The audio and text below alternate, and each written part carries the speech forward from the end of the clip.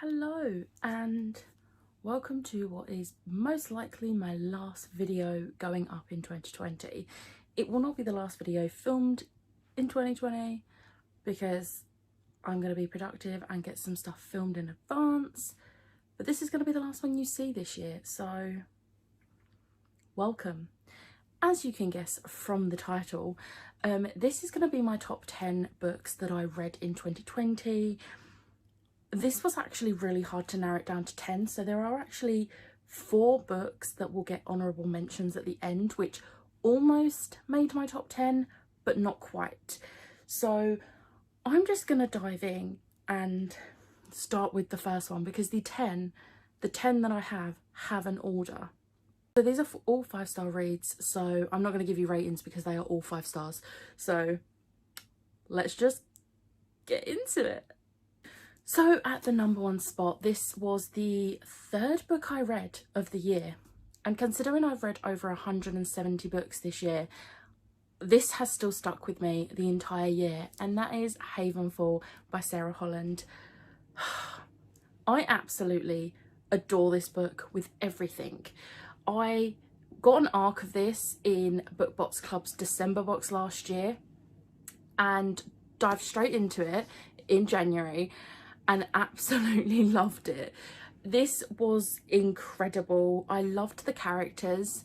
I loved the idea behind it. So you've got Haven is Earth, and then you've got other worlds, and they are connected at this inn, which is called Havenfall. And every summer solstice, they come together, ambassadors from the different worlds, and have like a meeting basically. But we only know of a few of the worlds because over the years things have happened and different worlds have been cut off, but one of the cut off worlds might have reopened, and that's where the story is. And a lot of stuff goes down, and yeah, it's a wild ride. And I have just been approved for an e-arc of the sequel, which comes out in March next year, and I'm going to make it one of my first books I read in 2021, but I want to reread this one first because I just need to. So this is the number 1 spot, and it is well deserved. I know a lot of people did not like this. They found it really boring, and that's totally fine. I don't see it myself. And I've like thrown this at like so many of my friends, and the ones that I've thrown it at that have read it have also really enjoyed it. So I'm obviously doing something right. The second book I read this year, which I am still shook that it did not beat out Havenfall, purely because it is my favourite author. And that is House of Earth and Blood by Sarah J Maas. So I read this in December, after putting it off for months for some unknown reason, and I genuinely thought this would end up being my favourite book of the year, but it just didn't quite do it. And the reasoning behind that, I'm not going to tell you because obviously spoilers, but there was one thing that I thought, like one thing happened, or rather it didn't happen, and I thought it would happen, and I just spent the whole book expecting it, and there was like build-ups to it happening and then it wouldn't, and it just sort of like annoyed me to the point I was like, do you know what, screw you, you're getting number 2 on my top 10. But this was absolutely incredible. So we have Bryce, who is a half fae, half human, and Hunt, who is an angel, a fallen angel. I mean, I'm not going to really go into much else about that because that says all you need to know about why I picked up this book. This also has shifters and witches, and honestly it has everything. Oh, and vampires. It literally has everything in it that I love in a paranormal, supernatural, fantasy type book. So, and it's all in one. And the way it ended, I'm like, I need book 2, I need book 2, I need book 2. But book 2's not out yet, so I'm kind of glad I did wait because I've not got as long a wait for the second book, which I don't think has a release date yet, which makes me really sad. But this was absolutely incredible. I loved it and I devoured it. Like it's like 800 pages, and it didn't take me a while to get into it, but it took me a while to get into the rhythm of reading it. So but I was slumpy. That was the reason. It wasn't the book, it was me. And I read like the first 300 pages over the space of a week. And then in one night, I read the other 500 pages because I physically could not put it down. So, yeah. The third book on my list is another one that a lot of people hated, but it's number 3 on my list for a reason. And that is The Shadows Between Us by Tricia Levenseller. Now, a lot of the reasons people didn't like this, I'm not understanding, because I just didn't see that at all. But I mean, there is romance in this, so I can see why a lot of people wouldn't like it, because there's a lot of people that don't like the romance elements. But this was literally like a enemies to friends to lovers, and it was perfect. And I loved this so much. I read this in literally 2 sit-ins. Oh, it was so good. And I love this edition. This was the Fairyloot edition. The normal edition is red instead of purple. But this is about Alessandra, who basically wants to be the girl that catches the king's eye, because she wants to marry the Shadow King so that she can then kill him and become queen. Hence the enemies to friends to lovers, because obviously you know what's going to happen. And this is just such a good book. And I love Alessandra. I love how she's so confident in herself, especially in a world where it's like, women don't have rights. Like, no, women can't sleep around. It's illegal for a woman to have sex before marriage. Oh, but a man can go have sex before marriage. So who's he having the sex with? Oh yeah, women that aren't married. Anyway, I love this. I love how she's like, screw you to everyone. And I just love her confidence and her stubbornness and her determination. Like, I love it. I love her. And I love Tricia Levenseller's writing. I've read 3 books by her now, and she is 100% an auto-buy author for me, because she's amazing. The next one is a contemporary, which, if you know me, you know I'm not a huge contemporary fan. And this is actually the only contemporary on the main 10, and that is You Should See Me in a Crown by Leah Johnson. I loved this book so much. So we have Liz, who is in high school, and I did not know this was a thing in American high schools, but apparently the prom king and queen basically get cash prizes, and she is basically trying to become prom queen purely for the cash prize to pay for her tuition in college, because she wants to go to college and her family can't afford it. And this is also a love story, and a bisexual love story, because she is bisexual, and I love it so much. And so this does feature a slight spoiler. This does feature the fact that a character is outed without them being okay with it. Like, they don't agree to being outed, and it is horrifying and it hurt me. But this was amazing. I absolutely loved it, and that's why it's on my top 10. The next one was one of my most anticipated books of 2020, and it did not disappoint, because at number 5 is Cinderella is Dead by Kalynn Bayron. This book, oh, again, another one I devoured in literally an entire sitting. I was granted an e-arc of this, and I literally started reading it and could not stop. I think I stopped for like half an hour to have some lunch and then dived straight back into it.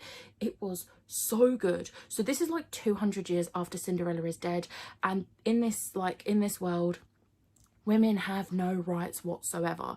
They have to go to a ball where men pick them to be their wife. They don't get a choice. It's basically like an auction, and they're like cattle being auctioned off. And we have Sophia, who is in a secret relationship with her female best friend, which obviously you already know where that one's going to go. Things happen at the ball where she has to go to basically be sold off to a man she doesn't want to be with. And this whole book is basically her fighting the patriarchy and uncovering stuff. And there was something in this that I did not see coming near the end. And I was like, oh damn. Like, it was such a good... Was it a twist? It was kind of a twist. But I don't like saying there's a twist in books. But there was a twist and it was good. And I loved it.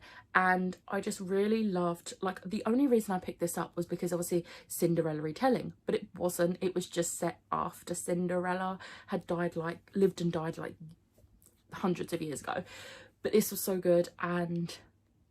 girl power, literally girl power. Number 6, we have one of my favourite authors, and that is Set Fire to the Gods by Sarah Ashe and Kristen Simmons. So I've never read anything by Kristen Simmons, but I love Sarah Ashe's duology. It's amazing. So when I found out she was bringing out a new book, I was like, I need that. And I was lucky enough to win an ARC of this over Yelk at Home weekend, and devoured it. I couldn't put it down. I absolutely loved this. This is actually the Litjoy version, but I absolutely loved this. We have Ashe and Madoc. There is elemental magic in this, which I loved, and overthrowing the oppressive gods, which that's my kind of thing. And also a little bit of romance, not too much though, which I liked. I liked how it was more focused on the world and the issues rather than the romance, but there is a slight romance. But I do think the second book will have more romance from what I've heard, especially how this one ended. I'm like, But yeah, I cannot wait for the sequel of this. I think it's only a duology, which makes me sad because I want so much from this world, but at the same time I'm glad because it will mean sooner to complete another series. But I loved this so much. If you like elemental magic and you like Sarah Ashe's writing, then you will love this. It's so good, and I am fully in love with both Ashe and Madoc. Like, I would die for them, not to be dramatic. Next up we have this is actually probably my most anticipated book of the year, and that was The Invisible Life of Addie LaRue by V.E. Schwab. So you're probably sick of hearing about this book by now. Obviously we follow Addie, who makes a deal with the devil, and no one can remember her. She's immortal, but no one remembers her, so she's basically alone for her immortal life, which is an evil twist, and I absolutely love it. And then she meets someone, Henry, who remembers her, and there is more behind that, which I won't go into because spoilers, but this was so beautifully written. I absolutely adored this. I love V.E. Schwab's writing anyway, but this was devastating and beautiful and ripped my heart out, and I loved it. Like, so much. And there's proof that I love it because I actually now own 5 different editions of this, not including the e-arc that I started with. So don't ask me where I'm putting them because I don't know, but they're beautiful, so you know, I'm totally okay with it. So the 8th one is actually the first book in this video which wasn't actually released in 2020, and that is An Ember in the Ashes by Sabaa Tahir. I've been putting off reading this series for a while. I don't know why. I think partly because it wasn't finished, and obviously book 4 has just come out this month, which I have an audiobook of, but I have not started it yet. I'm a little bit scared to, but at least I know it's there. So this, we follow Leia and Elias, and I love them. So Elias is a mask. Like, they are not good people. He is a soldier, and Leia is obviously a scholar who are severely oppressed and killed for the stupidest things. They're not allowed, they have no rights basically, and they are hunted and killed for the most, like, for the most tiniest things and reasons, and things happen. Leia ends up being a spy / slave, and meets Elias. Elias hates what is happening to the scholars and wants to change things, but is too scared to do it on his own, and things happen. And this is really hard to summarize because I've read the first 3 books in this series, and a lot of other stuff happens in book 2 and 3 which isn't in the first book, which would spoil stuff, but things happen. There is like wraiths and jinns and things like that in this, which I just love, and it's very exciting, and I am scared but also very excited to dive into the final book. But this whole series so far has been 5-star for me, and I was kicking myself that I didn't get to it sooner. And I think the only reason that I ended up getting the kick up the butt to actually read it this year was because I buddy read the first 3 books and will be buddy reading the 4th book with Jazz and Kelly. So thanks girls for giving me the motivation to finally pick this up. Okay, so the 9th book is another one that was not released this year, but after many years of my friend nagging me to read this, considering I've owned this copy for almost 3 years, I read The Knife of Never Letting Go by Patrick Ness, and this is the 9th book in my top 10 for the year. This was amazing. So it was actually a mixture of Ellen nagging me to read this because it's like one of her favourite series, and also the fact that the movie trailer got released and I was like, this looks so good, and I was like, okay, so now clearly I need to read the book. And I read a Patrick Ness book earlier in the year and wasn't a massive fan. I think I gave it a 2 or 3 star. I think it was 3, but it was almost a 2, so it was a very low 3, and I didn't really enjoy it. So I was a bit skeptical going into this. However, this is a different style. So that one was like a fantasy contemporary type thing. This one, dystopian and kind of sci-fi. Yeah, dystopian sci-fi. And this was amazing. I absolutely love the idea behind this. So we start off with Todd, who lives in this town full of men, and all the women were basically killed by this germ, and the germ caused all the men, you can basically hear their thoughts, and it's called The Noise. And it's not just them you can hear the thoughts, you can hear the thoughts of all the animals and everything as well. And then as far as Todd's concerned, every woman in the world died.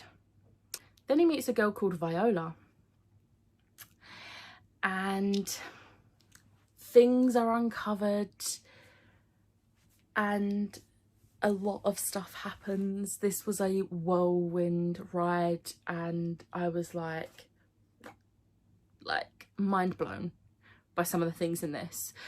And I did notice after reading it, from the looks of the trailer, they have changed quite a few things in the film, and I don't know how okay I am with that. But this is only the trailer, I could be wrong. They might not have changed that much. It could just be the way I've interpreted the trailer. But either way, I'm excited to see the film, and I am dying to get to the other 2 books in this trilogy. I did put them in my wish list, but I also got an Amazon gift card from work, so I think I might just take them off wish list and buy them for myself with that, because I really want to continue this series like yesterday. So number 9. And then the 10th book is Frost Heart by Jamie Littler.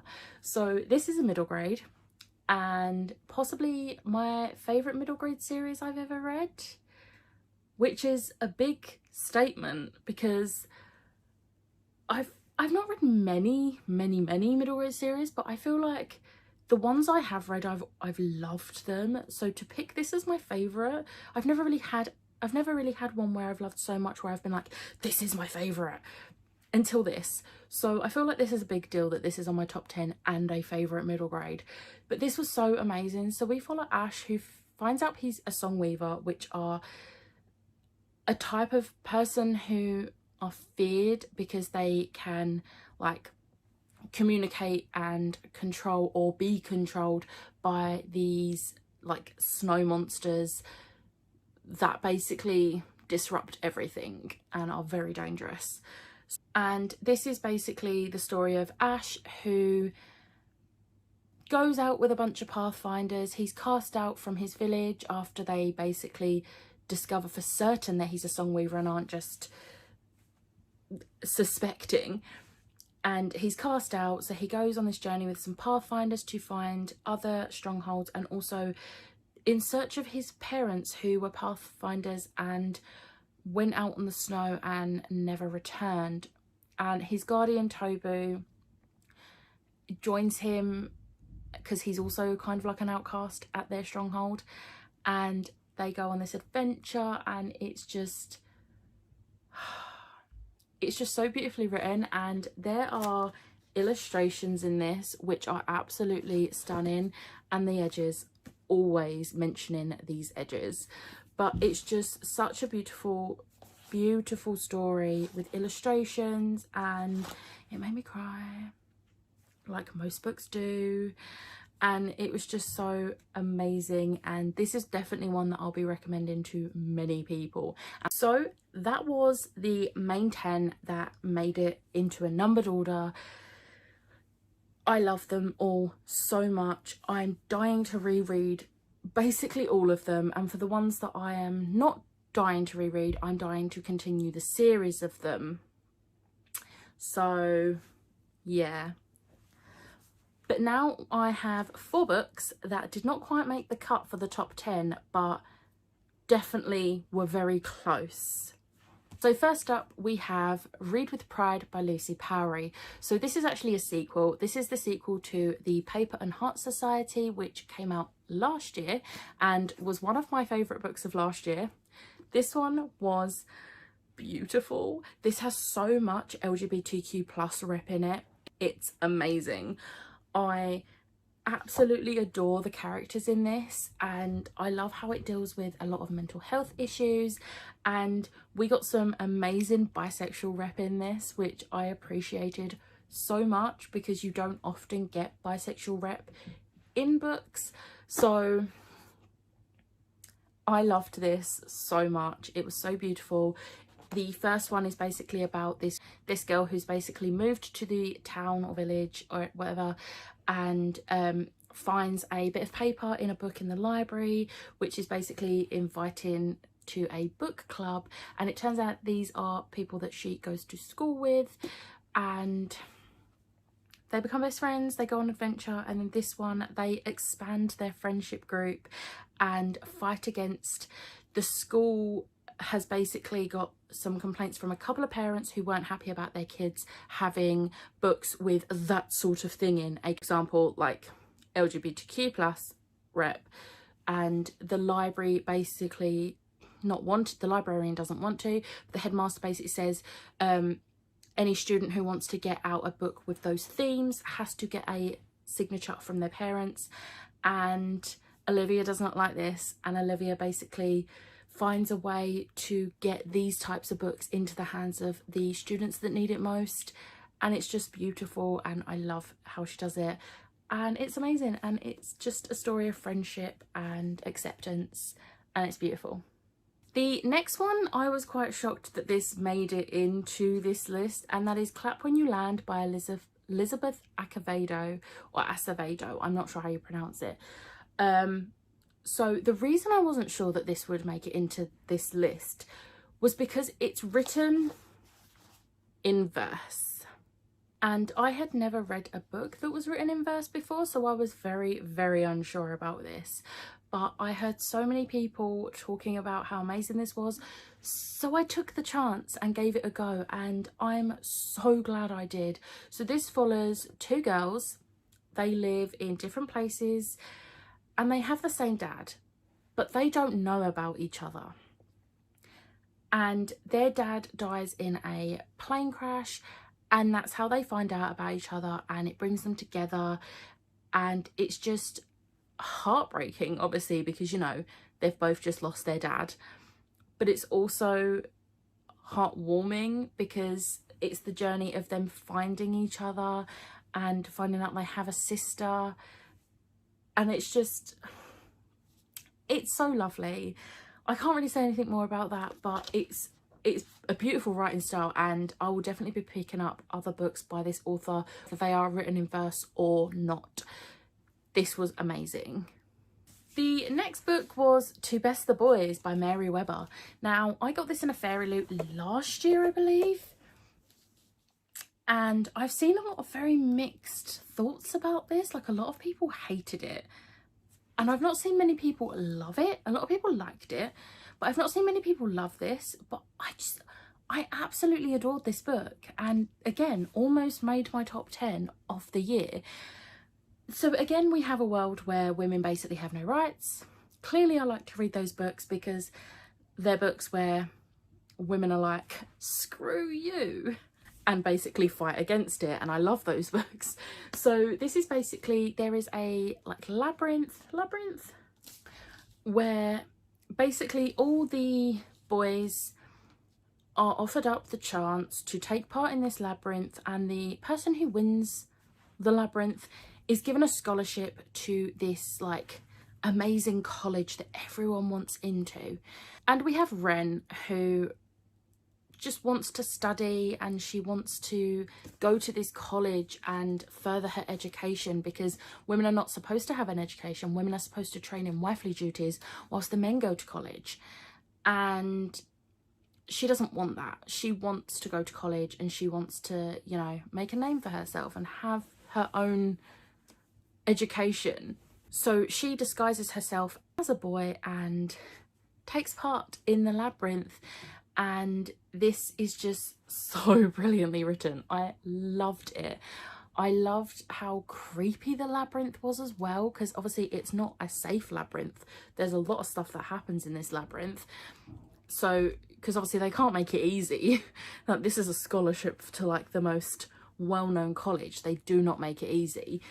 And not everyone comes out of it alive either. So, you know, she takes a huge risk, not only in being caught out as a girl taking part, but also her life as well. So this is brilliant, and I thought it was a really amazing book. So yeah. And then the final book that gets an honourable mention is one that I literally just read, and that is Serpent and Dove by Shelby Mahurin. So again, this one has had many mixed reviews, and I know I've been putting it off because a lot of the people I've seen that did not like it, I tend to trust their opinions on books because I usually have the same or similar opinions when I read them as well. So when I saw a lot of people saying they didn't love this, and it was like, it was this and it was that, I was like, I really don't know if I want to chance hating it. But I'm glad I took the chance because I absolutely loved this so much. So we have Lou, who is a witch, and in this world, being a witch can basically get you killed. So we have the Archbishop and the Chashers, can't pronounce that, who are basically witch hunters. They protect, so they have like the kind of like police force, like the constables and that, but then we have these guys who are basically the witch hunters. It's basically a war between them and the witches, and the witches are in hiding, and being a witch can literally get you burned at the stake. And we have Lou and Coco, who are witches, and it's a lot easier for Coco to hide being a witch, but not Lou, because they are different types of witches. And Lou one day gets caught in a criminal way by Reed, who is a witch hunter. And this is basically another world where women have no rights, and a man owns his wife. And the Archbishop doesn't want, because the Chashers are, I cannot say that word. I'm going to call them Chazes because that's what, Chas is what Lou calls Reed. So the Chasses don't marry. It's rare for them to marry. They're basically like monks, and they're caught in a what looks like a compromising position. It's not a compromising position at all, but that's what it looks like. So that Reed is not shamed out of the Brotherhood, the Archbishop basically says that they have to pretend that they're married, and then he marries them in secret to make it believable. And this is an enemies to lovers, if you hadn't figured that out. And lots of stuff happens with the witches, and that Lou has this whole backstory which is very important for the storyline, and it's basically them getting closer and then Reed finding out that Lou is a witch, and then a lot happens in the last like 100 pages. But this is amazing. But I loved this, and I'm so glad I stopped putting it off and I actually did read it. Okay, so that was my top 10 and honourable mentions for the books I read in 2020. I absolutely loved all these books, and some of them I don't see a lot of people talking about, so I'm glad that I am, because I love them so much. Like, I would die for most of these characters. But let me know if you've read any of them and if any of them are on your favourites. I would love to see what you thought of some of these, so make sure you comment down below and let me know. But I hope you had a lovely Christmas. If you don't celebrate Christmas or any holiday, I hope you just had a nice break, and I hope you have a lovely new year. Hopefully it will be a lot better than this one has been.